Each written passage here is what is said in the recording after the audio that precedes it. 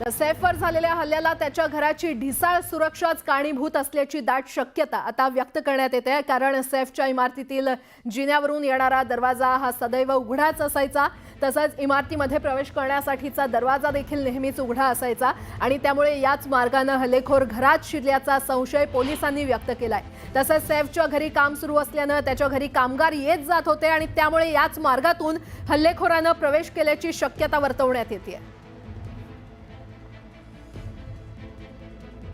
तर आपण पाहतोय 12व्या मजल्यावर सैफ अली खान राहतो आणि 11वा मजला आणि 12वा मजला असं त्याचं घर आहे। मात्र इमारतीमध्ये प्रवेश करण्यासाठीचा जो दरवाजा आहे तो सतत उघडाच असायचा आणि हल्लेखोर याच मार्गाने घरामध्ये शिरला असावा अशी शक्यता वर्तवण्यात येते। सैफच्या घरी काम देखील सुरू होतं आणि त्यामुळे सैफ अली खान याच्या घरी कामगार सतत ये-जा करत असायचे आणि घराची ढिसाळ सुरक्षाच खरं तर या घटनेला कारणीभूत ठरली आहे असंच आपण म्हणूया। कारण जिन्यावरून येणारा दरवाजा हा सदैव उघडाच असायचा आणि याच जिन्यावरून त्या आरोपीने घरात प्रवेश केला असावा अशी शक्यता वर्तवण्यात येते।